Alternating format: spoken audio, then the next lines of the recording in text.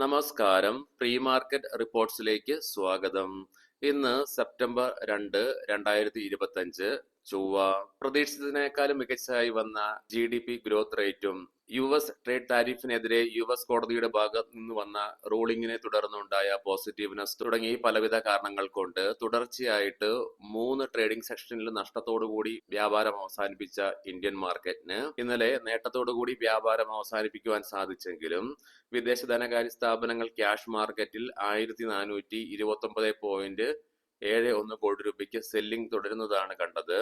അതേസമയം ആഭ്യന്തര ധനകാര്യ സ്ഥാപനങ്ങൾ 4394.93 കോടി രൂപയ്ക്ക് ബൈയും നടത്തുകയുണ്ടായി. ഇനി ഇന്നത്തെ നമ്മുടെ മാർക്കറ്റിലേക്ക് സ്പെസിഫിക് ആയിട്ട് വന്നു കഴിയുമ്പോൾ ഇന്നലെ നമ്മുടെ മാർക്കറ്റിൽ റാലി ഉണ്ടായെങ്കിലും നിഫ്റ്റി ഇന്നലെയും അതിന്റെ ഷോർട്ട് മിഡ് ഡേയും മൂവിംഗ് ആവറേജുകളുടെ മാത്രമല്ല 100-ഡേ EMAയുടെ താഴെയായിട്ടാണ് വ്യാപാരം അവസാനിപ്പിക്കുക ഉണ്ടായത്. നിലവിൽ നിഫ്റ്റിയുടെ 100-ഡേ EMA നിലനിൽക്കുന്നത് 24,630 എന്ന ലെവലിലാണ്.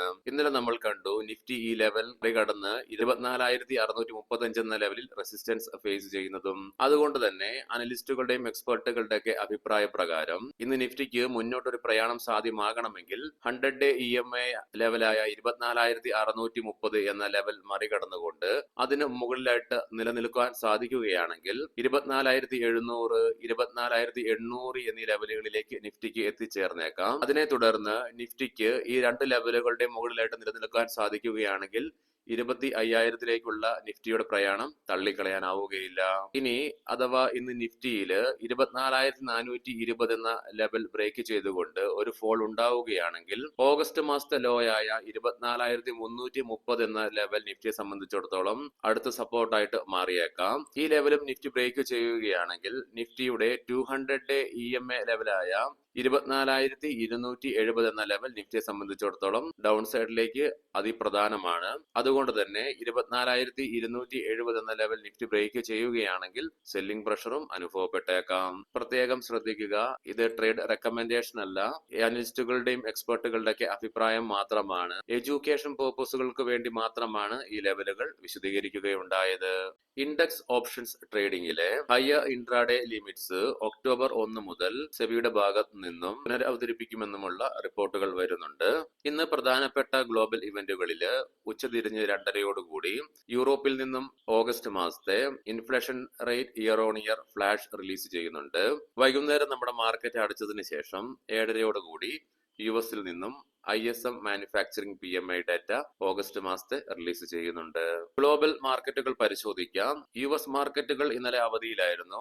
യൂറോപ്യൻ മാർക്കറ്റ്സ് 3 ഇന്നലെ നേട്ടത്തോടുകൂടി തന്നെ വ്യാപാരം അവസാനിപ്പിക്കുകയുണ്ടായി. ഗിഫ്റ്റ് നിഫ്റ്റിയുടെ നിലവിലെ ഇൻഡിക്കേഷൻ പ്രകാരം ഫ്ലാറ്റ് അല്ലെങ്കിൽ സ്ലൈറ്റ്ലി പോസിറ്റീവ് അല്ലെങ്കിൽ നെഗറ്റീവ് ആയിട്ടുള്ള ഓപ്പണിംഗ് ആണ് ഇന്ന് നമ്മുടെ മാർക്കറ്റിൽ എക്സ്പെക്ട് ചെയ്യുവാനായിട്ട് സാധിക്കുക.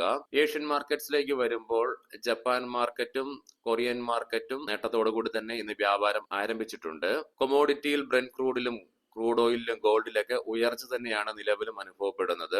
ബ്രെന്റ് ക്രൂഡൊക്കെ 68.33 എന്ന ലെവലിലേക്ക് എത്തിച്ചേർന്നിട്ടുണ്ട്. നിഫ്റ്റിയുടെയും ബാങ്ക് നിഫ്റ്റിയുടെയും ടെക്നിക്കൽസിലേക്ക് സ്പെസിഫിക് ആയിട്ട് ഇനി നമുക്ക് പ്രവേശിക്കാം. ഇന്നലത്തെ റാലിയോടുകൂടി PCR ഒക്കെ മാറി മറിഞ്ഞുകൊണ്ട് നിഫ്റ്റിയുടെ PCR 1.15 എന്ന നിലയിലും മാക്സ് പെയിൻ 24,600 എന്ന ലെവലിലുമാണ്.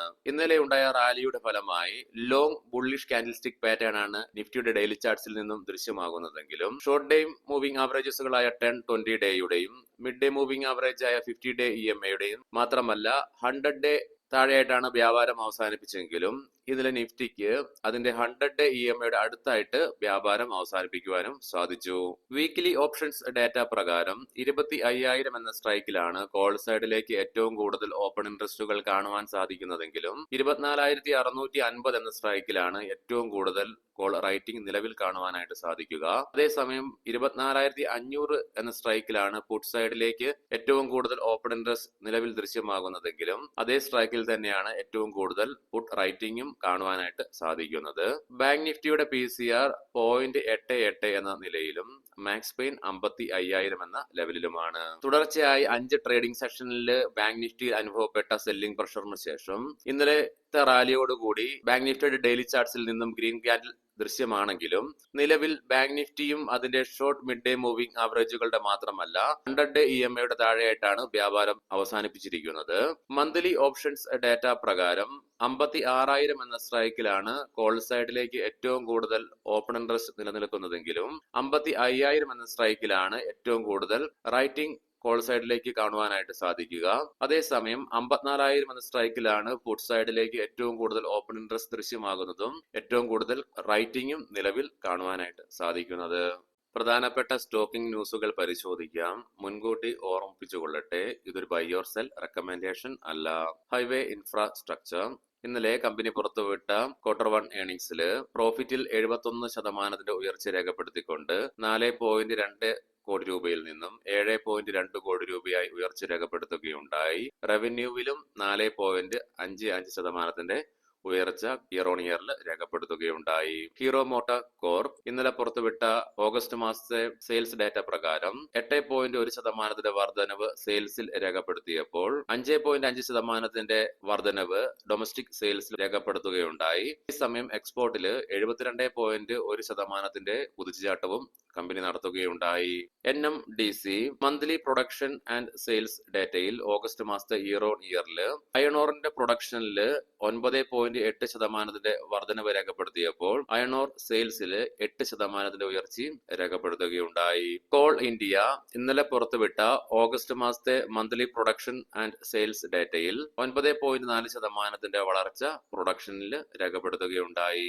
സിയറ്റ് മിച്ചലിൻ ഗ്രൂപ്പിന്റെ Camso construction compact line business company acquire ചെയ്തതായിട്ടുള്ള വാർത്തകൾ. ഇന്ദ്രപ്രസ്ഥ ഗ്യാസ് സോളാർ പവർ പ്രൊജക്ടിന്റെ നിർമ്മാണവുമായി ബന്ധപ്പെട്ട് രാജസ്ഥാൻ രാജ്യ വിദ്യുത് ഉദ്യാൻ നിഗവുമായിട്ട് കമ്പനി ജോയിന്റ് വെഞ്ചറിൽ ഏർപ്പെട്ടു എന്നുള്ള വാർത്തകൾ. ഭാരത് ഇലക്ട്രോണിക്സ് പലവിധ ഓർഡറുകളിൽ നിന്നായിട്ട് കഴിഞ്ഞ മാസം ജൂലൈ 30 ശേഷം കമ്പനിക്ക് 644 കോടി രൂപയുടെ ഓർഡറുകൾ ലഭിച്ചതായിട്ട് കമ്പനി അറിയിച്ചിട്ടുണ്ട്.